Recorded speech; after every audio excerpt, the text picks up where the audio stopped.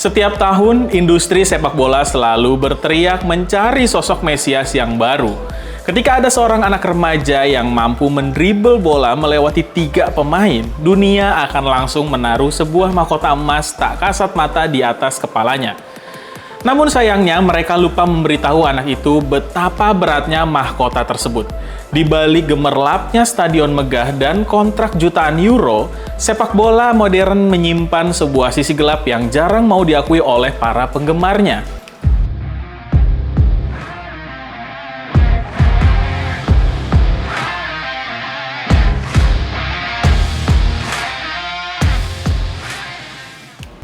Olahraga ini telah berubah menjadi mesin penggiling daging raksasa. Alih-alih menciptakan raja baru, kita justru sedang menghilangkan mereka perlahan-lahan. Ribuan talenta emas yang digadang-gadang akan mengubah dunia, pada akhirnya layu dan hancur di ruang terapi, baik secara fisik maupun secara psikologis. Bagaimana mungkin anak-anak ajaib dengan bakat paling langka di muka bumi ini justru berujung pada kehancuran? Mari kita bedah anatomi dari kutukan paling mematikan di dunia sepak bola. Ketika karir para wonderkid ini tidak dimulai di atas lapangan, melainkan bermula dari sebuah penyakit massal yang diidap oleh media, klub, dan para penggemar. Sindrom The Next. Manusia pada dasarnya terobsesi dengan gagasan tentang reinkarnasi. Ketika satu legenda pergi, kita secara egois menuntut alam semesta untuk segera melahirkan salinannya. Sindrom inilah yang menciptakan budaya pelabelan yang sangat toksik dan beracun. Kita tidak pernah membiarkan seorang pemain muda menjadi versi pertama dari diri mereka sendiri. Begitu seorang anak berusia 16 tahun mencetak gol yang indah, esok paginya wajahnya sudah terpampang di halaman utama koran seluruh dunia dengan label The Next Messi atau titisan Ronaldo. Label ini bukanlah sebuah pujian, melainkan sebuah vonis, sebuah penjara ekspektasi yang akan mengunci masa muda mereka selamanya. Masalah utama dari sindrom ini adalah standar gila yang telah ditinggalkan oleh generasi sebelumnya. Kita harus mengakui satu fakta pahit. Lionel Messi dan Cristiano Ronaldo telah merusak metrik normal pesepak bola selamanya. Mereka adalah dua alien yang tidak seharusnya dijadikan standar untuk manusia biasa. Mereka mencetak 50 gol dalam satu musim, dan kegilaan itu mereka ulangi setiap tahun selama 15 tahun tanpa henti. Konsistensi yang tidak masuk akal ini secara tidak langsung mencuci otak publik. Kini, standar kesuksesan telah terdistorsi secara brutal.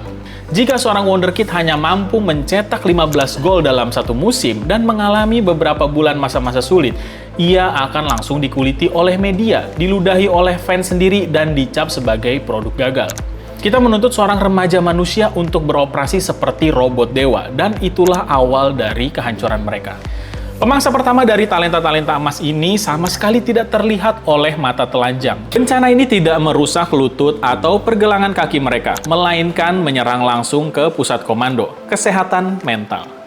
Bayangkan, jika kalian berusia 16 tahun, di usia di mana anak-anak lain masih pusing memikirkan pekerjaan rumah dan matematika, kalian tiba-tiba diberi jutaan followers di Instagram, disorot jutaan kamera 24 jam sehari, dan dituntut untuk menyelamatkan ekonomi sebuah klub besar. Otak seorang remaja secara biologis belumlah matang untuk memproses tekanan sebesar itu. Dampaknya sangat menghancurkan. Jutaan notifikasi di ponsel pintar membawa caci maki dari orang tak dikenal ke dalam kamar tidur mereka. Tidak ada lagi ruang privasi. Beban ekspektasi satu negara pun ditaruh di atas pundak sempit mereka. Secara perlahan mencekik kewarasan dan mengubah mimpi indah mereka menjadi panic attack yang mengerikan. Jika tekanan mental gagal menghilangkan mereka, industri ini telah menyiapkan eksekutor kedua, eksploitasi fisik secara brutal. Ingat, sepak bola modern bukanlah sepak bola era 90-an. Intensitas, kecepatan berlari, dan jarak tempuh para pemain saat ini telah meningkat 2 kali lipat. Permainan ini jauh lebih keras dan tak kenal ampun.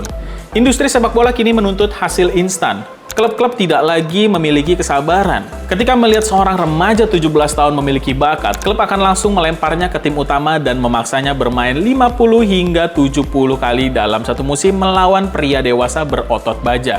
Secara medis, ini adalah kejahatan. Tulang, otot, dan ligamen remaja belasan tahun masih dalam masa pertumbuhan dan belum sepenuhnya mengeras. Memaksa mereka bertarung di level elit setiap 3 hari sekali adalah resep paling sempurna untuk menghancurkan anatomi tubuh mereka secara permanen. Dan tragedi ini bukanlah sekedar teori. Sepak bola telah memakan terlalu banyak tumbal yang nyata.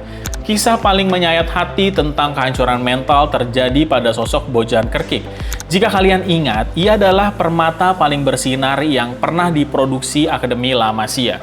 Ia memecahkan seluruh rekor gol masa muda Lionel Messi dan mencatatkan debut di Barcelona di usia yang jauh lebih belia dari sang raja.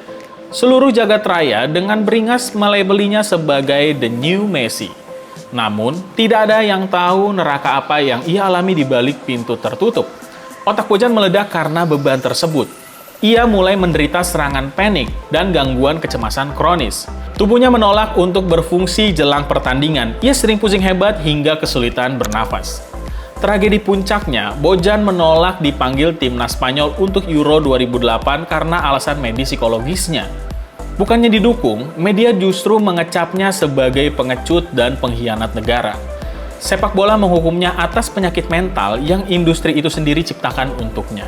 Kutukan itu terus berlanjut seperti siklus setan yang tak pernah putus. Bertahun-tahun kemudian, Barcelona kembali mencari sosok Mesias baru untuk mewarisi tahta yang ditinggalkan Lionel Messi.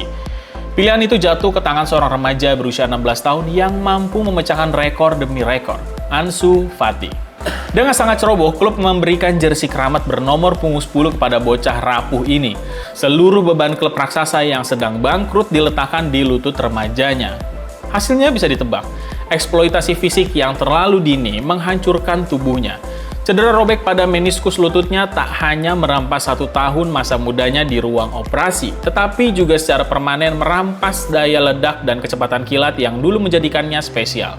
Mahkota nomor 10 itu terlalu berat dan pada akhirnya mahkota itu mematahkan kakinya. Jika kalian berpikir industri ini akan belajar dari kesalahan di masa lalu, kalian salah besar. Keserakahan sepak bola modern justru semakin menjadi-jadi, dan kejahatan biologis paling kejam di era ini menimpa permata paling berharga yang pernah ada, Lamine Yamal.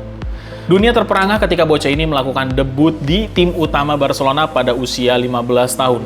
Sebuah rekor sejarah yang seharusnya dirayakan dengan kehati-hatian tingkat tinggi. Selanjutnya, apa yang terjadi? Alih-alih melindunginya, Barcelona dan timnas Spanyol justru memeras tenaganya habis-habisan. Di usia 16 dan 17 tahun, di saat tubuhnya sedang dalam masa puncak pertumbuhan tulang dan otot, Lamine Yamal dipaksa bermain gila-gilaan menembus angka 50 hingga 60 pertandingan kompetitif berintensitas tinggi dalam 1 tahun. Ia bermain tanpa henti di La Liga, fase gugur Liga Champions yang brutal, dan langsung dikirim bertarung di turnamen internasional Euro yang menguras fisik. Tubuhnya diperas hingga tetes terakhir demi kemenangan instan klub dan negara. Industri ini mengeksploitasinya seperti sebuah mesin yang tak bisa rusak, melupakan fakta kemanusiaan paling dasar bahwa ia hanyalah seorang anak kecil yang tubuhnya sedang tumbuh dan kini terancam hancur sebelum waktunya.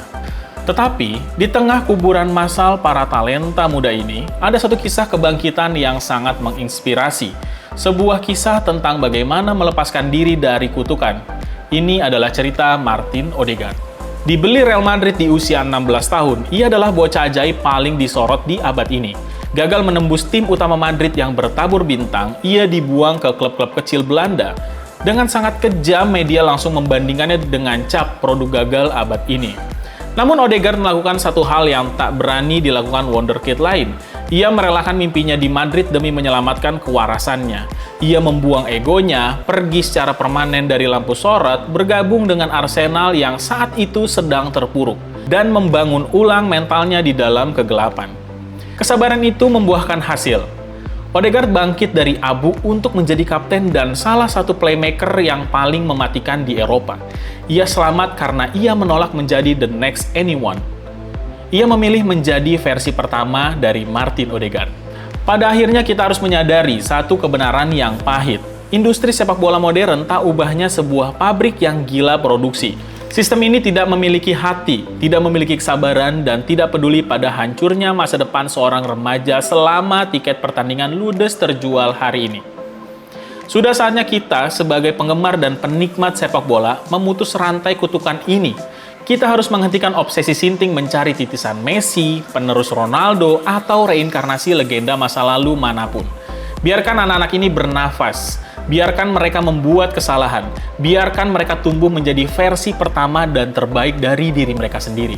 Jika kita terus membebani bahu-bahu rapuh ini dengan mahkota raksasa yang bukan milik mereka, maka bersiaplah untuk melihat lebih banyak lagi talenta emas yang terkubur di ruang terapi. Biarkan mereka tumbuh menjadi versi pertama dan terbaik dari diri mereka sendiri. Jika kita terus membebani bahu-bahu rapuh ini dengan mahkota raksasa yang bukan milik mereka, maka bersiaplah untuk melihat lebih banyak lagi talenta emas yang terkubur di ruang terapi jauh sebelum mereka sempat menari di lapangan. Menurut kalian, siapa talenta muda lain yang karirnya paling hancur karena tekanan berlebihan dari media dan fans? Coba tulis di kolom komentar dan mari kita edukasi diri kita bersama. Sampai jumpa di episode Cerita Bola berikutnya.